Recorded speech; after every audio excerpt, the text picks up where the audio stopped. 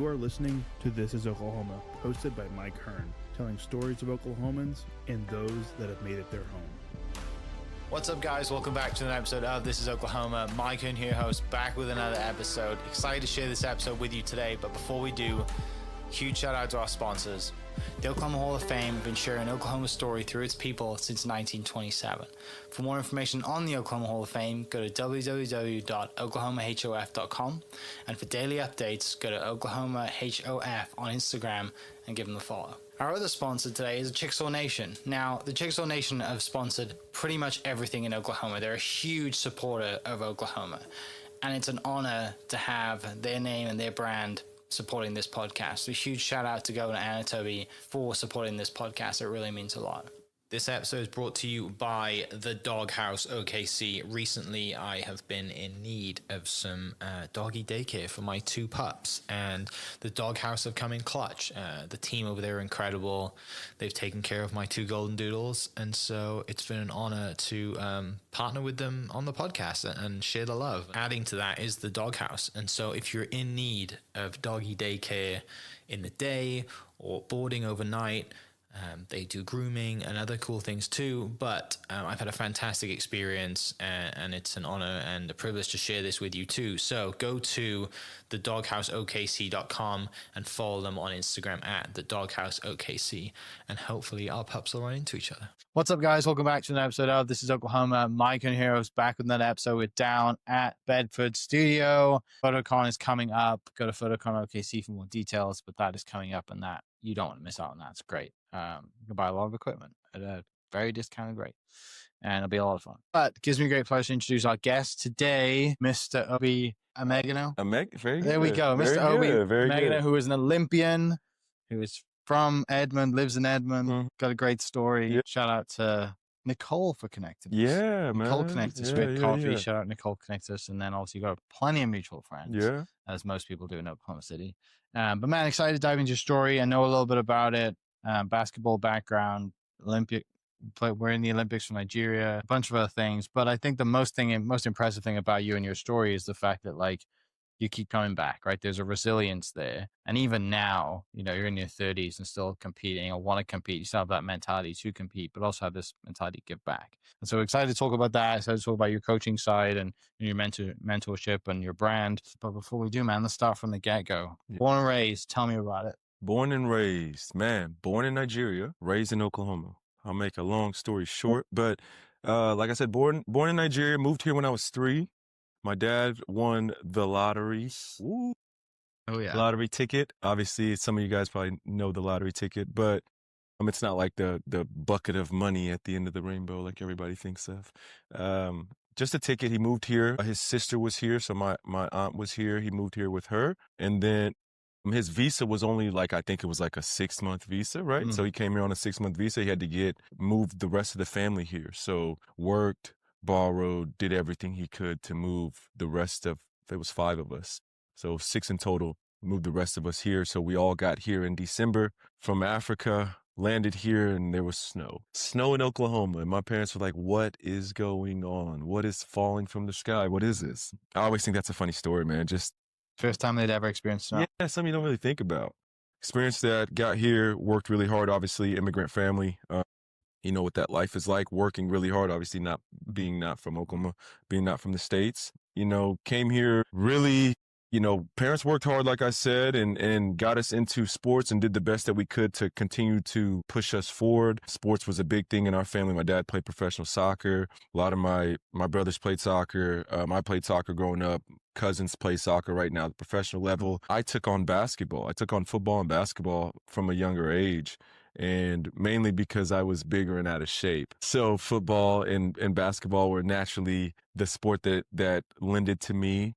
I loved soccer though. I just, I couldn't make it at that age, and I say couldn't. I didn't know how to make it at that age, and so stuck to football and basketball. It was tough, man. When high school wasn't really recruited, from kids. That's our goals. We want to go play college. We want to go play NBA. I was told that I wasn't going to be able to, too short, to this, to that, obviously. Just like I'm sure a lot of high level athletes are in. But yeah, man, I'm sure we're going to dive into my basketball career and professional and all that stuff. But just just from, growing up, like I said, Nigeria to here to Oklahoma, and then we'll Yeah. talk about Do you remember anything from Nigeria? nothing at Nothing at all. all? Do you remember the trip over here at all? Nothing, No, man. okay. It's funny because I always ask people, like, when was your Yeah. earliest memory? Because my earliest memories and I weren't until later, But yeah, I don't really remember much, man. But I'll say this: so my family goes home. They went home pretty much every year during Christmas. Growing up as a kid, high school, college,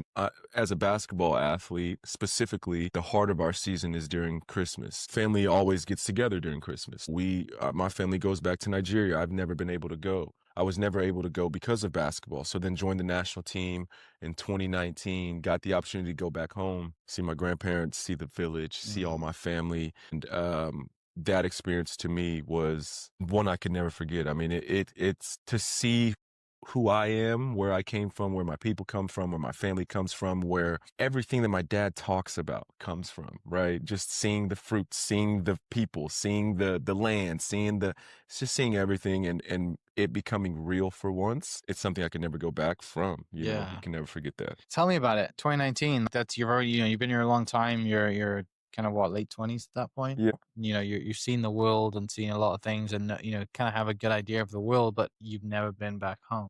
I know, man. How was that, dude? That must have been, you said, I mean, obviously pretty transformative experience. Yeah, it's transformative because growing up, I live in Oklahoma. So just for perspective, living in Oklahoma, a predominantly white place, right? Yeah. My obviously African-American family, an African family living here, it was a little bit something that we didn't really expect. I didn't expect to go back home. My grandpa, he was in a position, he was getting older, and he was like, man, I haven't seen my youngest grandson. Is it when I die that he'll be able to come here and see? And he was the patriarch of our family. And so he was 110. He died at 110. When I got to see him, he was 107. And so to see him, my dad always talks about, our blood and how strong we are, and as people, and our mentality and our discipline. That's the African way, the Nigerian way, right? And he always talks about that. And I was, being the son, especially the youngest, I've heard it forever. I don't want to hear that anymore. I've heard it forever. I've heard all my dad's tales and all the stories. It was never connected because I could never really see it. Yeah. I would just hear it and I'd get tired of hearing it. And he would talk about the fruits in our compound. There's like 7 fruit trees, mangoes, there's coconuts, there's all type of fruit trees. And he would talk about these fruits are so good. The ones here in the States, there's nothing, and I'm just like, Dad, I live here in the States. I've never had a fruit from Africa. I don't know what you're talking about. Can it be? Stop talking. It can't be that good. Yeah. Right. It's not even how good it's your mind can't just like, it's not, it's not what you're saying. You're over exaggerating. And so then being able to go back home and see it. Well, first off, living in Europe. Yeah. Lived in Europe for 8 years, for the first 8 years, and then I saw it immediately. Living in Spain, living in Italy, living in France, seeing how different the food is, seeing how different the culture is. I was like, dang, this is probably what he's talking about. And then I go home after 10 months and I'm like, oh, I can't even eat this fruit. Like, what is, and just little examples like that, man. And then going back home to Africa and seeing where everything comes from and seeing it grow on the tree, here in Oklahoma, like here in the States, a lot of people haven't even seen a fruit tree. Yeah. You know what I mean? Like, haven't seen a fruit tree. So being to walk out of my front door in the village and a coconut tree literally like just be right in front, and there's kids standing around the coconut tree waiting for the coconut to fall. You know what I'm saying? It was an experience, man. An emotional experience for me to see a place that has been talked about as one of the poorest places in the world, Africa, and we know Africa from the States to be one of the biggest places, but also one of the poorest. But then to go there and see life in abundance, was like really eye-opening for me. And it kind of made me question a lot of the things that I was told, a lot of the things that I had learned, because I was taught that America is this place and it is the all end all be all. It's the greatest place ever. And not that it's not a great place, but there are so many more places in this world that a lot of people are blind to. Yeah. They don't ever have the chance to get out and go see it. They're not taught about those places. I mean, I'm sure you coming to the States, you know it firsthand, Yeah. So yeah, man, it's been an experience. I think one that has taught me a lot about life and has taught me to be, accepting of cultures, to be open to learning new things, going to Poland and playing in Poland, playing in Spain, playing in France, playing in Italy, playing in Africa, playing in the United States. You start to see the world. You start to see, man, this life is not much different in these places. It's all kind of the same thing, and it's not that one place is greater than the other. It's like these places have everybody has something to offer. All these places have things to offer, and it's about the experience. It's about the journey. Got to travel. So good. And you're fortunate enough to travel, compete, and do all that things, which we'll get to. So you're the youngest sibling. Everyone else, especially dad's obviously super competitive, play professional soccer. Soccer is kind of your family's love. And then you growing up more in the States, your formative years compared to your brothers, and your other siblings, you're growing up football, basketball, baseball, and all the other sports in America and Oklahoma. Tell me about high school. Tell me about then deciding then going into college, how that looks, where you want to go, where you end up going, and your college basketball. Yeah, so I'll just tell the kind of my first time playing basketball, man, was in 5th grade. A lot of people play sports. Yeah. I had a ball in my hand when I was 3 years old. That was never the case for me. And I think that's partially what's wrong with sports in today's day, but that's, that conversation gets deep. But I didn't, like I said, I played multiple sports growing up. There was never one that like, you're going to go play this and this is going to be your route. Played baseball, played football, played soccer, played basketball. It wasn't until, like I said, my freshman year, kind of in high school, where I was like, okay, it's just going to be, 8th grade, it's just going to be football. It's just going to be basketball. Then I got to freshman year and I was like, I don't really like football. There's like grown men out here. This is like... Getting wrong for no point. Like this is not fun. I don't really enjoy this. So I stopped playing football and they did not like it because I was a bigger kid. I was athletic. Like if you look at me, that would be the sport that I had the best opportunity They to were play. counting on you. Yeah, exactly. Then I quit and everybody was kind of mad. And for me at the time, it wasn't like I was quitting to go play professional basketball. I was just like, I don't want to play football. I don't want to play football. And so started playing basketball. And then it was like, this whole time I had a coach who was like a father figure to me, a really good friend. He kind of took me in, and it was he and I, and he took me to the gym. He was my into basketball. One of my brothers played basketball, but he just played basketball. He was more of a track athlete. He played basketball, but I didn't really know much about basketball. I didn't watch any basketball. I mean, imagine coming from a soccer family. Like basketball was, it's alien. Right? It was never on the TV. Like even to this day, you go to my house, it's soccer that's on the TV. It's not basketball. So I didn't know anything about basketball. I didn't know how to really play the game. I remember my first few games, I just traveled. I was bigger and I was really fast. I'd catch the ball and I would just travel every time. Man, and so, this guy, Steve, kind of taught me basketball, taught me like, not just basketball though, but the approach towards doing anything that you want to be good at, you want to be great. He kind of taught me what it looked like to approach the game from, I say, holistic standpoint, like from mentally, physically, how are you approaching the game? He really coached me on my mental because like I was a hothead, just like a lot of teenagers, or I didn't really care about anybody but myself. It was just about me. And so he taught me the game. I got older, went to high school, and it was like, okay, I like this. I played varsity as a freshman, and I was bigger and I was good, and I started liking it. I started working. I kept working with him, and we just worked individually. I didn't play AAU. I didn't get caught up in what's going on nowadays, which is like social media. Travel ball, social media. I didn't get caught up in that. I think kids get caught up in that.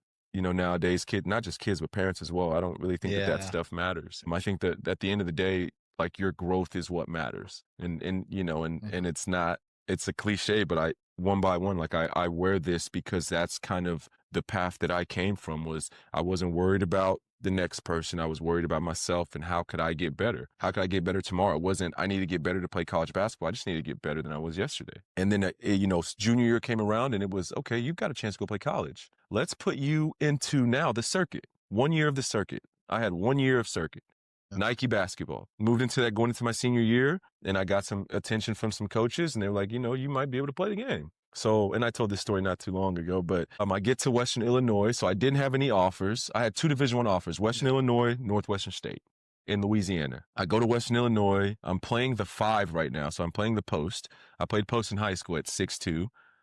play in the 5, go there. We win state. People were like, there's no way. This guy's 6'2". He's not going to go play college. He's too short. He can't shoot. Coach Mo up at Western Illinois took a chance on me and brought me in. First scrimmage, we played Iowa, and I was shook. Man, dude, I was shook. Mind you, so I'm 6'2". We're the same height. Yeah. I'm 6'2".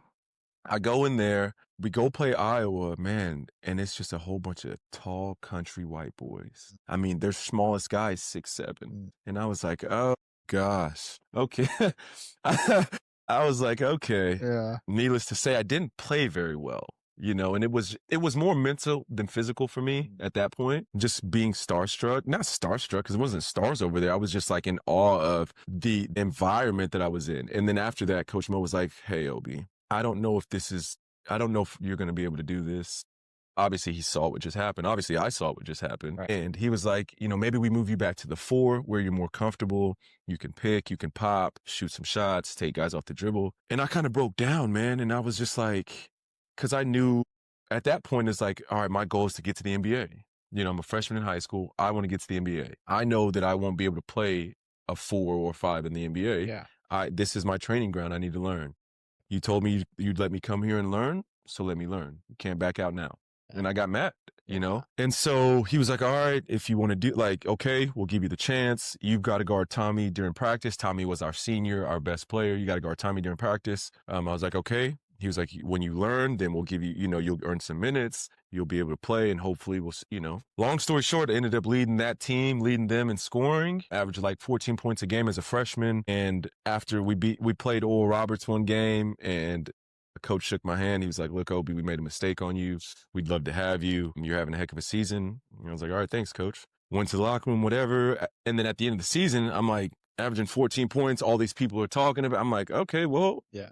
I want to go back home. I want to go play in front of my parents, play in front of my people, everybody that's helped me. I want them to see me grow. Reached out to Oral Roberts. They were like, we'd love to have you. Made the transfer, came in, and then it was just like, I don't know, man. I don't know what it was. I got to Oral Roberts, and I really credit the coaches. Eddie Sutton he would come to practice, but his sons, Scott and Sean, were our coaches. Okay. And so they were really hard on me, but they believed in me. And they were like, look, because I was working hard, man. I was working hard. And they were like, we see, you're working hard. They put the pieces around me to get like the coaches, the trainers, and I was just a gym rat. I would call the coaches. I would call the trainers every day. I would call the physios every day. I'm doing treatment. I'm getting shots 2 times, practice, recovery. Like, I'm just going through it every day.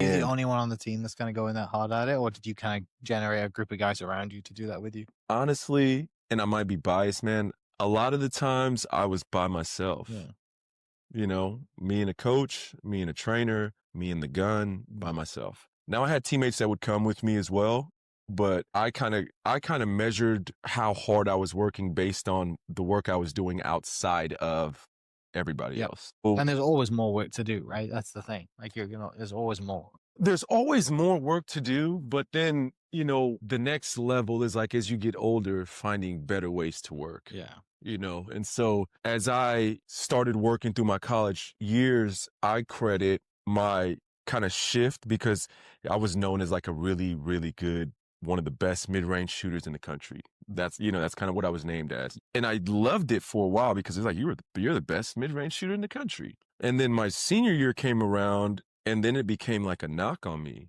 It was like, well, all he can do is shoot mid-range shots. And then people started making fun of me. And I was like, quick 180. Yeah, and then it turned from like, he's a really good mid-range shooter to like, oh, he can't do that in the NBA. It's not going to work. He's going to have to go overseas. He can't, you know what I mean? Like, it turned into that really quickly, man. And my dad would hear that, and he was a soccer player. He would say, Ronaldo, he'd show me these like clips and these like little excerpts on like Ronaldo and other soccer players. He's like, Ronaldo would go to the field and he would kick the same free kick for 45 minutes. So my dad would tell me. Yeah. Kick the same one for 45 minutes and then leave. And I would think to myself, I'm like, well, he's not. What about the other parts of his game? Yeah. And it's just like working smarter, not always harder. And so that was a huge lesson that I learned, man. And so he told me, he's like, you need to shoot 30 minutes threes, 30 minutes on threes, and that's it. And at the time he was telling me that, man, he was just my dad. And I'm just like, But I believed him. I trusted in him because I know that he understands what it's like to shoot for that kind of greatness. Like I know that he knows what that's like. And so that's what I did. My senior year, after all the talk, after it was just like, Obi's not going to be able to go to the NBA. He's this, he's that, he's this. Senior year, I was going in, I'm like, I want to average 25 points. So I said, I want to average 25 points. I'm going to lead the country in scoring. How am I going to do that? I've got to make threes. So every morning, 6 a.m., my senior year, I was in the gym on the guns, 45 minutes. I'd go in there, I'd set the clock, 45 minutes, and I would get on the gun. And for me, it was a mental thing. Like, I'm not the superstitious guy. Okay. I hate that superstitious stuff. And so. I'm the opposite. Are you? Yeah. I hate the superstitious stuff, man. Yeah. I think it comes to the golf territory, which a lot of us are superstitious. Yeah. Well, and a lot of people are superstitious. Yeah. A lot of athletes. Yeah. And I would go in there, man, and some days I'd shoot bad and some days I'd shoot good. And my hands, even now, like my hands are freezing cold and my hands are always cold. And so I would wear long sleeves during my shooting time. And some days I'd leave and I'd shoot bad. And I'm like, it's because my sleeves. It's because I'm cold. My hands are cold. You know what I mean? Like I'd be like, I'm a better shooter than that. My hands are just cold. And I'd make excuses for myself. And then I was like, all right, I'm going to go into the gym. I'm not going to shoot any warm-up shots. I'm not going to shoot any form shots. I'm going to set the gun up, turn the clock on, and then just start shooting threes with the long sleeve on. And I said, you're either going to make the shot or you're not. Right. There's no such thing as just make the shot. And that's literally what I told myself. And I just did that. And I'd go in there with the hoodie on. I'd go in there with the long sleeve on, set the timer, and just shoot. Timer would go off, walk out. Sometimes I'd be like, do I need to stretch? Do I need to just go in there and shoot the ball? And it taught me a very valuable lesson. None of that matters. Doesn't matter. Doesn't matter. Shoot the ball.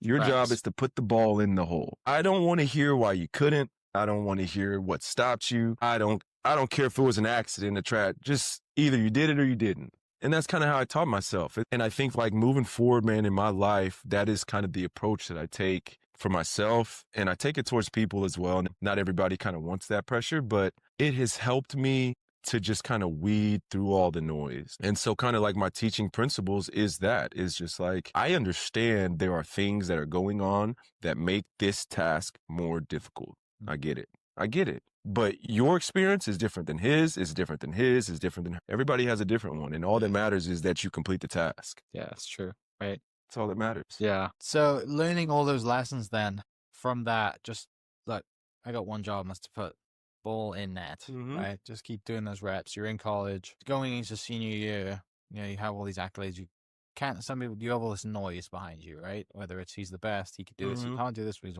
just stuck on one thing. Does anything affect you that way to change your setup, to change the process of everything you're doing? Because clearly you have this work ethic which is ingrained in you from family, and whether it's sports or working a job, whatever it is, like you have that work ethic. Mindset as well. Tell me about mindset senior year of like, I'm going to the league, this is what I want to do. Like, how does senior year unfold, and then how does that propel you into the beginning of your professional career? Man, it's a good question. I'm gonna start with this story. The story of the first scrimmage we had my senior year. I told you guys I wanted to average 25. So we had a scrimmage. The scrimmage is like the juke code. Yeah. So we have a scrimmage and we're playing, we're having fun. It's one of the first games. You're supposed to be out there having fun. Everybody's getting to play. And I told myself, like, every single game, 25 points is what you end up with. And so I think that I ended that game. We were beating the team, and it wasn't like a complete blowout, but we were beating them. And coach was playing with my minutes. He was like taking me out, putting me in, obviously, but letting other guys play. Sure. Yeah. But I wasn't having that. I was upset. And after the game, and I threw a fit. Went into his office the next day, and he called me out because he knew I was throwing a fit like during the game in the locker room. And I'm the captain. I'm the best player at the time. I'm like, I'm not here, coach. I don't care what you're talking about. Disrespectful, right? Disrespectful. 16, 18, however old I am, 18. And I went and met with him the day after, and I was like, look, man, and I apologized. I was like, my emotions got ahead of me, but, and I talked to him about my goals because in the Summit League, like, I was a player of the year, and it was, if we were going to win, I needed to play well. You know what I mean? And so I told him, I said, look, this is my goal. Like, and I want to go to the league after this. They hadn't had anybody kind of push the league in a while, and they had the connections to make it happen. And so I told him that. And not the next day, but after the scrimmage, I went and I said, look, I told you that I wanted to do this, and I didn't handle myself well, but this is what I was mad about. Like, you pulled me out of the game. I had like 19 points or whatever. And I told you that I'm setting the standard. I'm setting the pace for the season right now. I'm letting all my teammates know that I'm shooting this ball and I'm trying to put the ball in the hole. And so just that was my mentality. It was either I'm getting 25 or I'm mad. In every game, it was just like thinking about ways, and I was able to understand the game in a different way and start to break down the game because I had different goals. And one of the things that I wanted to say was it hurt me in certain ways as well. And that's what people don't realize is like me putting everything in that basket hurt me. Obviously, it helped me in certain ways and hurt in certain ways as well. But when people see that, they see the territory, they're like, man, this is a cool accolade, but it comes with there's a lot of turmoil that comes with it. Battling yourself, battling the teammates, battling the coaches. There's a lot of turmoil that comes with it, man. But I think that staying fixed on that goal, it was my goal. And so one of the takeaways that I got from that was like, you have to go all in. You have to go all in, knowing that you're going to leave something on the table because there's a trade-off. I think a lot of times we want to take everything, or we're going to hold it all. I want to hold everything. You've got to sacrifice something. And I chose to sacrifice that. Not only did I choose to sacrifice some other stats and other things, but that was my role. And a lot of people don't understand that. The team that I was on, my role was to score the ball. That was my role. And to excel in my role, I needed to score as many points as I could within what I was given. And so, yes, I took a lot of bad shots. Yes, I did some things that I normally wouldn't do on other teams, but that was you know what I mean? Yeah, definitely. Because if the coach comes to you and says, hey, your role's this, or you have this realization that your role's something else, then you go do that role. Like I said, you do it to the best of your ability. And it's hard. It is hard. And it's hard, and people are like, you shot this, and I'm like, you couldn't shoot 15 shots in a game. You can hardly shoot 5, and it's because it's hard, So everybody, like, I had that role, but the guy whose role was to pass me the ball had a very important role as well. Yeah, because I was a shooting guard. I didn't have the ball all the time. My job was to shoot the ball, not dribble it. So there's one guy, and like in the professional world, I have learned these things about basketball. And they have transitioned to life, but basketball specifically, like everybody has a role. 1 through 13 or however many's on the roster, coaches, and everybody has a role. And so your job is to excel at your role. And you cannot be mad that because you want to do something else, but you were given a different role. That's where people get lost. It's like, yes, you can score the ball. I consider myself one of the best scorers there. There are other people who can score the ball there, but that wasn't their role. Right? Just humbling as well. Which is humbling. For the other people. Which is humbling. And so that was in college, but then I go to the professional world and we talk about me averaging 24 points in college, one of the leading scorers in college. I go to the second division, Italy, and I show up there and I'm looking around. I'm like, these guys are like Division II players. No disrespect to my people, but you guys, you guys like this, you know what I mean? Used to being at a standard in college, and then you go, it's not the standard. And I go to, and I'll get back to that. I go to there and I'm like, these are Division II players. Let me just give you a little insight. Fast forward is like, those guys aren't Division II players. They were doing what they were supposed to be doing. You know what I mean? They were doing their role. And so I get there being the big man on campus. I go to their Casale Monferrato, second division Italy, and I'm like, oh my gosh, it's going to be a cakewalk. These guys? Okay. Yeah. And we go 0-5 the first 5 games. Boy. Wake up. We're 0-5, and I'm averaging like 10 points, and I'm supposed to be averaging 16 to 18. And all of a sudden, the tables get turned on me. And now I'm in this awkward position, man. And I'm like, you guys brought me in here to be the franchise player. There's only 2 Americans, only 2, and I'm one of them. You guys brought me in here, obviously, for a reason. And what I had to learn was they brought me in here to score 16 points, and I was only scoring 10 because I wanted to score 16 how I was used to scoring 16. And they said, we're not just going to give you the ball and say go score. You have to learn how to play within the rest of the guys. You got to play within these guys. And I was just like, I'm talking to my agent. I'm like, man, the coach wants me to score, but he's telling me not to do this, and he's saying not to do that, and he's saying do this, and I'm like, I don't like this. He's trying to change my game. So it was tough, man. I got released after 2 months with $1,000 worth of fines. It's a different story. But with $1,000 worth of fines, and it was a very humbling experience for me as an adult. It was the first, somebody asked me the other day, what was your first welcome to the professionals moment? That was it. You're not in Kansas anymore. Yeah. This isn't home. This is not home. You don't know these people. They don't know you. They don't even like you. Yeah. They don't want you here. You took a position from one of their friends. You're taking shots from one of their friends. These guys have played Little League together since they were in 5th grade. That's what's tough is you're away from home. You're playing a style of basketball that you're not used to, right? And then you're used to being the star. And you go over there and you're like, dude, I don't speak the language. I don't know anybody of these local people who, like I said, you've taken one of their friends' spot. It is, man, it's hurtful, bro. Like I went over there with all these expectations. I'm in Italy. I'm 30 minutes from Milan. I've never been to Milan. All my friends are like, this is the coolest thing ever. Right. I want to come see you. Yeah. You're the best. You know what I mean? And I'm over there, bro. I'm crying every day. Yeah. And they're treating me like, you know what I mean? Treating me like, and not that they're treating me another way, but they're just treating me like a professional. Well, and they also had this expectation of you to come in and take it to the next level. And then when you start losing the first 5 games, there's added pressure from them to be like, whoa, because they're getting pressured from ownership and all the other stuff and fans, and it all trickles down to you. Welcome to business and life. Yeah. Welcome. Yeah. Welcome. Because now, before it was like, coach, I snap at coach, and coach is like, hey, do you need anything? Can we do it? Is there anything that we can do for you? Yeah.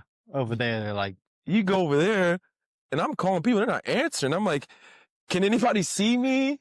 You know what I'm saying? Like, can anybody see me? Hello?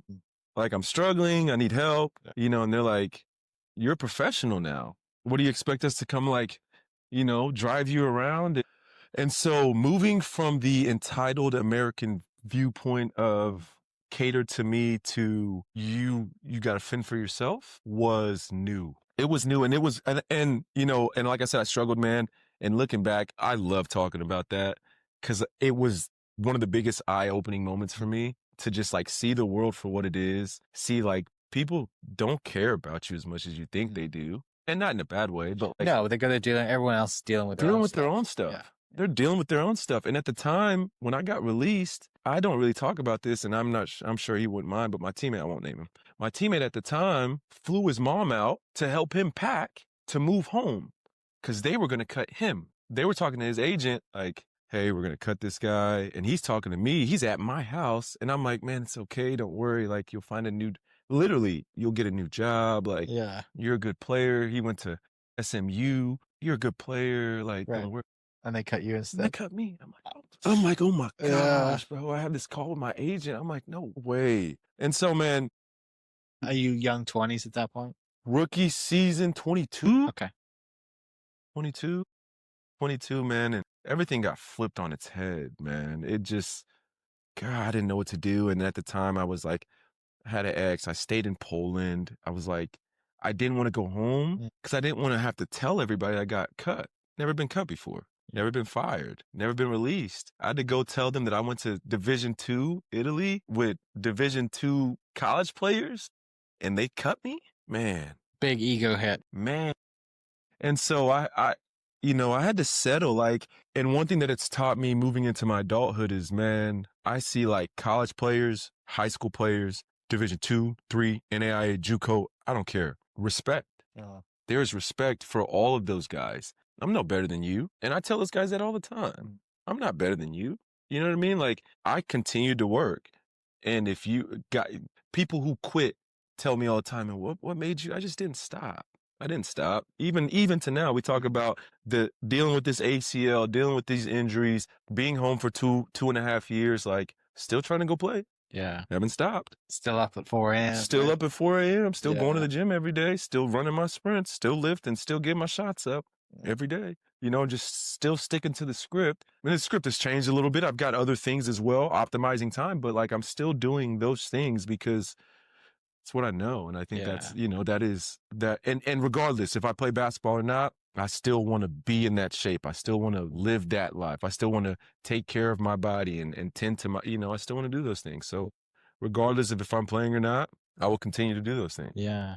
You So tell me about then your overseas experience, how it was. You mentioned ACL. You've had some injuries that have come at not the greatest of times in your career and have been, resilient and bounced back from that. And something that a lot of people would have just been like, nah, and even to today, like I said, you're still, kind of working towards that goal of getting back into it when a lot of people would have just said, nah, I'm done. No, I don't want to do that. So tell me about your overseas experience and injuries. I mean, so injuries started, I had 4 surgeries in 2 years in college. And so like all of this stuff that we talked about happened after torn ACL, meniscus, after bilateral fasciotomy, surgery on both of my legs. I was in a wheelchair. After torn labrum in my shooting shoulder, torn labrum twice, surgically repaired once in my shooting shoulder. After all those things, man, I've got to kind of credit nutrition, recovery, just the lifestyle. And that's another thing that I learned I went vegan my rookie season, before I got cut, along with all that stuff that was going on. I was struggling with my weight. I was struggling with my body. I didn't like the way it looked. I was struggling mentally with that as well, which is something I've struggled with my entire life. And so it was, I went vegan, like I said, and it kind of changed how I felt, and it changed how my body was recovering. It changed a lot of things for me. I went injury-free for 8-9 years. And 2 years ago, had the ACL, my other ACL, and just battling through all of that has been tough, man. Overseas, I've been, the year that I tore this ACL, the recent one of my best seasons overseas. I was in Madrid, in Fuenlabrada, Madrid, Spain, one of the leading scorers in the ACB. I kind of told you this before, but there's a relegation system, so that the bottom 2 teams go down to the second division. The top 2 teams in the second division go up to the first division. I was in the ACB having a great season, but on a really bad team. And we were at the bottom, us and Burgos. If you're not so the top 8 teams make it to the playoffs. If you're not making it to the playoffs, then your season's over. Yeah. Sometimes other teams will come and grab you to go play playoffs with them. Mm-hmm. That's what happened to me. So Paris Levallois, this is, I don't know if you know Wembanyama.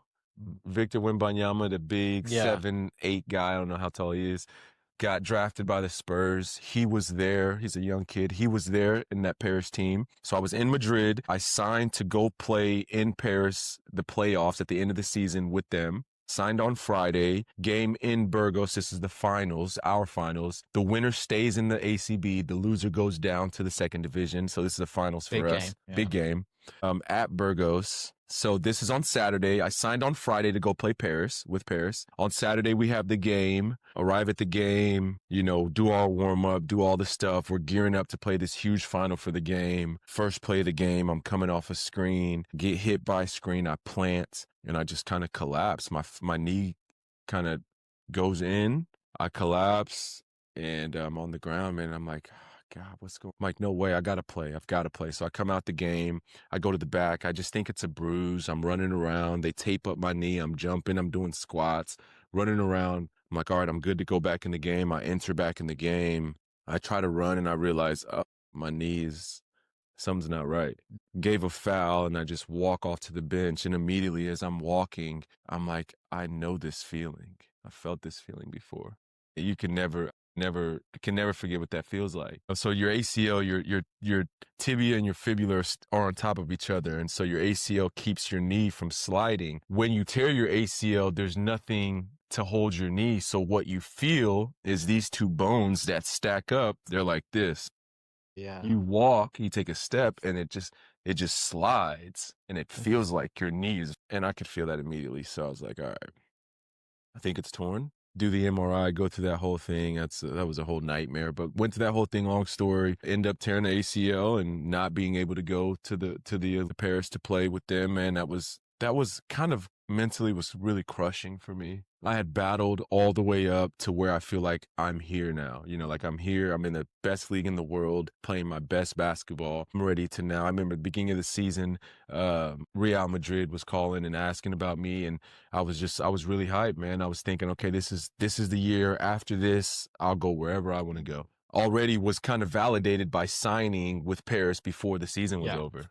And then, ended up tearing that ACL and having to rethink the whole process, rethink, what's going on now? Where am I going? What am I doing? What's the plan? Obviously, emotionally, that was tough. But I fought back, bounced back, did what I knew best and just kept working. Came back, missed the whole season, and then battled back, came back, picked up, went back to the ACB, went back to Spain. Was feeling good throughout the season, was going on preseason, end up in Estonia for a FIBA Euro Cup game. Coming off a down screen, plant, feel this pop in my foot, and I'm like, oh, what's going on? I take my shoe off. I'm looking at my shoe. I'm like, is my shoe broken? I go sit down on the bench, and I realize, oh, my foot's kind of hurting. End up torn plantar fascia, bottom of the foot.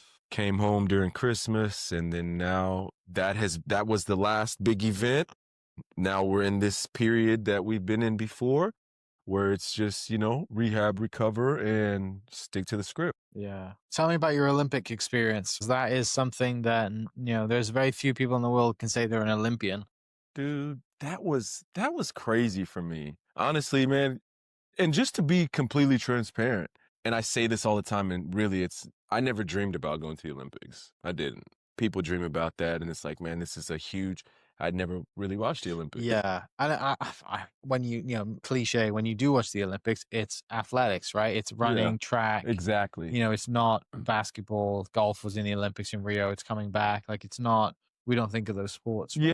I didn't really. You've thought about the NBA. Exactly. Right? Exactly. Same with me. Like, I thought about PGA Tour and maybe playing a Ryder Cup, but it's not, you don't think of the Olympics. Yeah. I didn't think about the Olympics. And when it was like, all right, the Olympics are in Tokyo, I was playing for the Nigerian national team. It was like, oh, naturally, people were like, are you going to the Olympics? And naturally, I was like, yeah, I'll be there.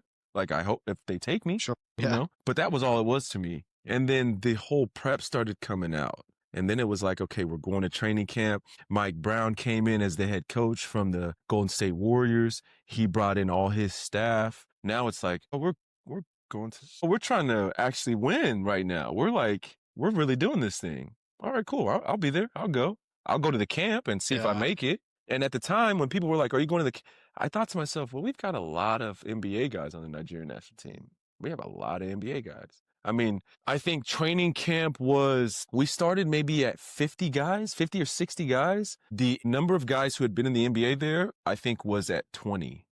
And where was camp? Golden State's facility in Oakland. Yeah. So Golden State, their old facility was in Oakland. They had like a hotel connected. And so we would stay in the hotel. We'd walk across the parking garage and then we would just go into the facility. Nice. That was dope. But yeah, man, didn't really think about it. Got the call to go to training camp. I'm like, all right, realized that Coach Brown was going to be there, show up at training camp, and it was like, this is a big thing. And not only was it a big thing, man, having the NBA backing really made it like having that experience, having like their film guys, their physios, their doctors, their trainers, their weight trainers. I mean, we traveled we traveled with 20 guys on staff. We had 20 guys on staff and 13 players. Like a real NBA. So it was dope, man. And then then all the calls started coming from back home, all from the village, from the family members. And that to me was like, they were so happy.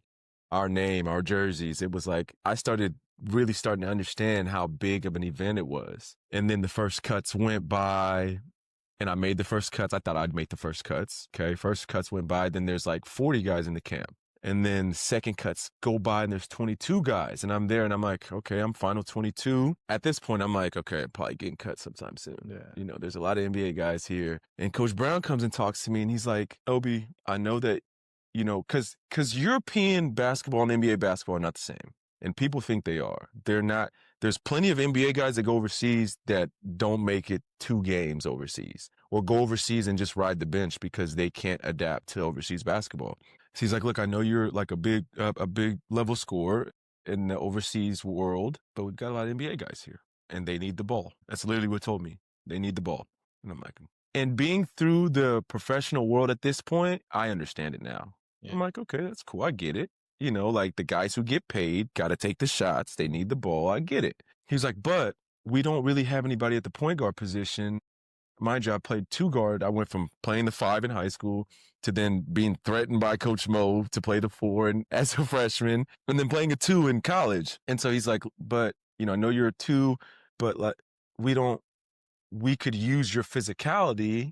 We need somebody physically to defend at the 1. And then offensively, you don't need to know. You just need to bring the ball down and know the offense. Pass. Yeah. You know? Yeah. Start the play. Right? Bring the ball past half and give it up. Yeah. I'm like, okay, cool. I can do that. And so from then on, I played defense. You know, I got my stance playing defense. My earlier years when I wasn't a scorer, when I got released, and my first couple of years, I wasn't scoring. You know, I was averaging under 10 points, and my role was to play defense. And then I kind of graduated to now playing offense. And, you know, so when he said that, I was like, I'll carry the waters if you want me to go to the Olympics. Whatever you need me to. I literally told him, we're at this table longer than this one, and all his staff is at the table, and I'm there, and he's there. I'm like, Coach, I don't care. Whatever you need me to do, you know. And he's like, all right. And I was like, I just need you to talk to me and tell me what to do because I've never done this before. Yeah. And he's like, okay. And so every day we would watch film, me and Jordy. Watch film with Jordy. Jordy would coach me. Jordy's now with Brooklyn Nets. He's now the head coach of Brooklyn Nets. Oh, wow. Jordy Fernandez. He'd sit down with me. We would watch the film from the practice. He was like, when you come down, okay, look, don't turn your back, you know, because I'm a bigger guard. I always like to turn my back. He's like, don't turn your back when you come down, face up, make a move here, give up the ball. And, you know, he was like coaching me through what to do. And I just listened. I'd go there and I'd do exactly what he told me to do. You know, nothing else. Just do what he told me to do and play defense. And then ended up getting the call, man, at the end. Ended up making the final cut. And whether some guys thought I should have been there or not because I didn't play the point guard, but that is kind of my testament, which is your job is to do what you're asked. And that's like, sure, there were guys that were there who scored the ball better than I did, and that's what they thought their success was measured by. It wasn't. Yeah.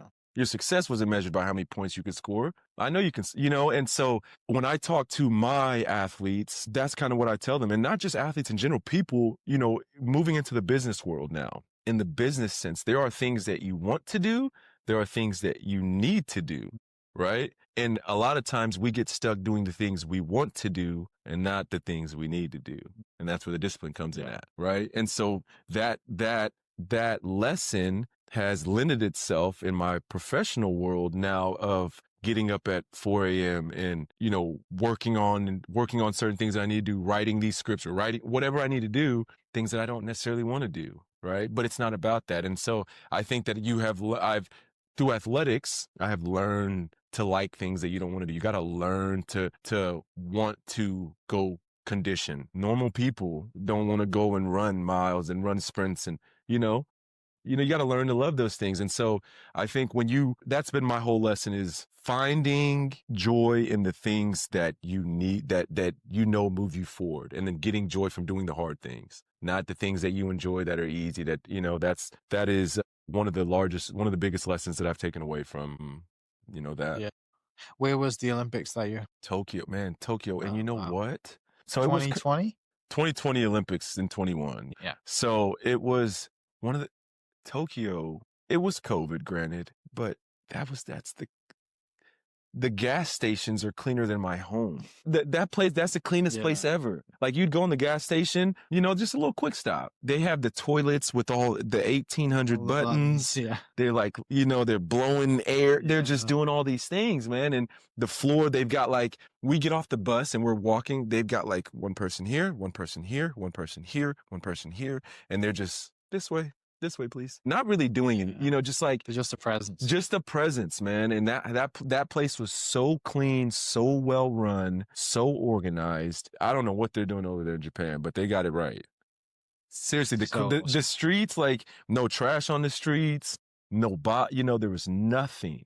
You could literally like lay on the floor in the bathroom and feel completely, it was crazy. Tell me about what you're working on right now. What's, you mentioned kind of you're doing a lot of content, you got a great Instagram following, doing a lot more, I guess, mentorship and putting yourself out there to help athletes. Where's that going? What's that all about? Man, so transitioning now, or setting the kind of paving the way for the transition. So, I started my podcast while I was in Spain 4 or 5 years ago now. Probably, I think we're on episode like 60 or something, but started my podcast when I was in Spain. I've got my undergrad in psychology. So I wanted to be a sports therapist. That was kind of my college goal. I wanted to travel with NBA teams and kind of be their mindset guy. As I've gotten older, we took the podcast and we turned it into we now have the brand behind it, Wonbyone. And what I'm doing right now is primarily, so I've got a form of a academy, kind of a form of it, where I'm working with athletes here locally. I'm training the athletes.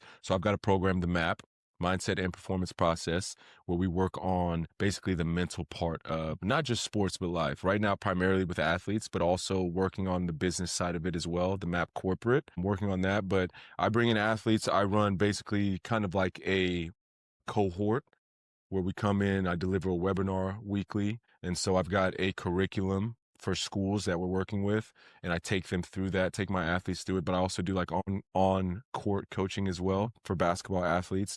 But right now, just transitioning. So the MAP corporate is the move, is my next thing, should I say. That's coming basically 2026, but it is everything that we've talked about put into a curriculum, put into a way to help athletes, not just athletes, high performers who are dealing with the things that we kind of discussed, right? The mental side of performance, the thing talking about fear, failure, the confidence issues that come with it, the mental struggles that come with trying to achieve something great, the battles, the struggles, and just bringing together like-minded people who are hardworking and who are understand kind of what it's like to perform at a high level and the mental toll that it takes to succeed. So creating a group of people who kind of are passionate about that and are looking to learn. Dude, it's awesome. I love it. I love that you have this passion for psychology. You want to give, there's people look at you, right? And they see the athlete, right? They see, all the things you've done. They see you getting up at 4 a.m., working out, doing everything. They definitely very rarely see the side of you that has that passion for the mind and psychology and everything, because it all goes together and you can't be at the best of your ability without a strong mind. And whether that's outside pressure, social media, family pressure, your own personal, just like I'm not good enough pressure, because we all have an inner voice. Sure. This is going to be great for you, and you got plenty of future ahead of you to do that stuff, and obviously still wanting to play as much too. So it's exciting, right? You got a lot of things on the horizon, a lot of things that you're working towards, and to do it right here in Oklahoma, where family is, where you feel comfortable, people are great, people behind you. You got a good support system. Yeah, man, I think that there are a lot of high level achievers that struggle with the same things. And especially being a male, being a black male at that, it's just something that we don't really talk about. I talk about coming from being one of the best athletes here in the States to then moving to Europe and then being at the bottom and just being another guy, and what that was like for me mentally and what it's taught me. I think that a lot of people can resonate with that, with their journey to kind of finding themselves and finding success in whatever field they're in. But there are a lot of mental tolls that come with anybody who's striving for that greatness. And so being able to properly identify and label and understand what to do when these things come up and how to take care of your mind and how to prepare for those things, I think it's just as important. The preparation is just as important as the action itself. And that's one thing that sports has taught me, is you have to prepare. You have to prepare for these environments, for these circumstances, if you want to then be successful in them. Yeah. Dude, appreciate you. Great to finish. Thank you, man. Thanks so much for coming Appreciate in. People listening, I'll put your Instagram in the description down below. Go check that out. Follow you. Send you a message. Any basketball questions, fire them your way. Mindset questions, all the things. But yeah, man, have a great week. Appreciate you, man. People listening, we'll catch you next episode. Thank you. Cheers. Thank you. Hope you guys enjoyed that great episode. Thank you so much for listening. As always, huge shout out to our sponsors, the Oklahoma Hall of Fame, sharing Oklahoma story through its people since 1927. For more information on the Oklahoma Hall of Fame, go to www.oklahomahof.com and follow them on Instagram for daily updates at OklahomaHOF. Our other sponsor, the Chickasaw Nation, amazing sponsor. They do amazing things for the state, and they're always sponsoring something in Oklahoma. They're a huge supporter of Oklahoma, and without their support, we wouldn't be able to do what we do. This episode is brought to you by the Doghouse OKC. Recently, I have been in need of some doggy daycare for my 2 pups, and the Doghouse have come in clutch. The team over there are incredible. They've taken care of my 2 golden doodles, and so it's been an honor to partner with them on the podcast and share the love. And adding to that is the Doghouse. And so if you're in need of doggy daycare in the day or boarding overnight, they do grooming and other cool things too, but I've had a fantastic experience, and it's an honor and a privilege to share this with you too. So go to thedogHouseOKC.com and follow them on Instagram at thedogHouseOKC, and hopefully our pups will run into each other. Thank you for listening. We are inspired by those around us and hope that you are too. Make sure you subscribe to this podcast on your favorite podcast platform and leave us a review so we can keep telling your stories. For more great Oklahoma content, follow This Is Oklahoma on Facebook and Instagram.